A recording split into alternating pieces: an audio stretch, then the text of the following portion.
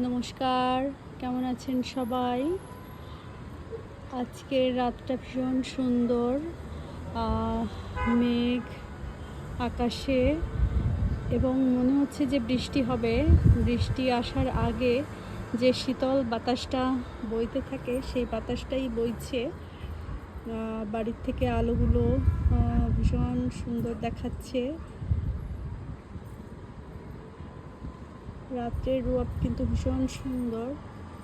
হচ্ছে ক্লান্ত নগরী, সারাদিনে অনেক দৌড়ঝাঁপ হয়েছে, ভীষণ শান্ত লাগছে। বাইরে তেমন লোকজন নেই, কিন্তু আমার বেশি ভালো লাগছে আকাশটা।